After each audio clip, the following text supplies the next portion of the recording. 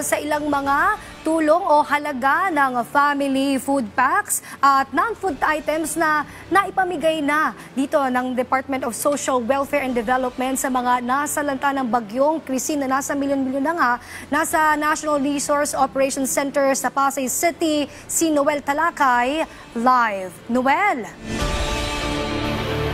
Joey, Princess, nandito ako ngayon sa loob sa isa sa mga building ng National Resource Operations Center dito sa Pasay City ng Department of Social Welfare Development at dito sa area na ito, dito ginagawa ang pag-repack ng mga bigas. At kitang-kita nyo naman sa mga tauhan ay patuloy ang kanilang pag-repack ng bigas. At dito rin ginagawa ang tinatawag nila na vacuum packing ng bigas. At ganito na ang hitsura pag matapos ang vacuum packing. Ang laman nito ay 3 kilo. Sa patuloy na pananalanta ng bagyong Christine na pinalakas pa ng habagat, tuloy-tuloy din ang pag-repack ng mga bigas sa National Resource Operations Center o NROC sa Pasay City. Pagkatapos ma-vacuum pack ito, ililipat naman ito sa isa pang building para naman sa repacking na ng family food packs. Ang bawat box ay naglalaman ng 6 na kilong bigas. Ilan sa mga family food packs ay isinakay na rin sa mga truck para dalhin sa mga warehouse ng DSWD na nasa iba't ibang bahagi ng Luzon.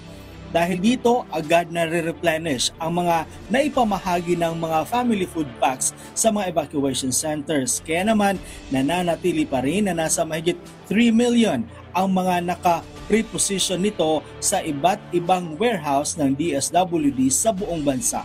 Mini-maintain kasi natin yung stockpiles natin at 3 million. So, bagamat may mga rini-release tayo, agad po tayong nagre-replenish ng mga food packs sa ating pong mga warehouses. Kasi patuloy naman po yung production sa ating major hubs.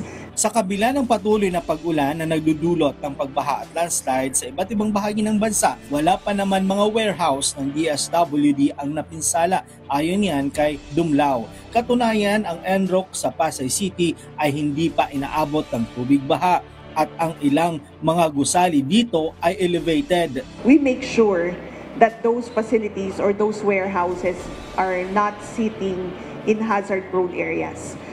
Kasi primordial interest po ng departamento na maproteksyonan din, mapangalagaan yung mga resources that we preposition. As of 6 a.m. ngayong araw, nasa mahigit 1.1 million pesos na ang naipamahaging tulong ng DSWD kung saan binubuo ito ng mga family food packs at non-food items para sa 68,000 na pamilya na apektado ng bagyong Christine at habagat. Patuloy rin pong nagmo-monitor ang ating mga field offices, lahat po ng ating quick response teams, nakadeploy po sila para ma-monitor yung sitwasyon, makipag-coordinate with local government units and ma-provide natin yung kinakailangan pong tulong sa ating mga kababayan. Ang NROC ay isa sa mga facilities ng DSWD kung saan dito ginagawa ang pag-repack ng mga family food packs.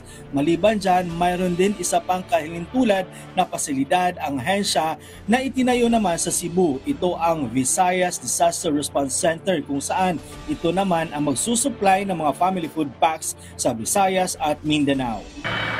Princess Joey, nandito naman ako sa isa sa mga building kung saan dito inilalagay yung mga naripack na ng mga family food packs.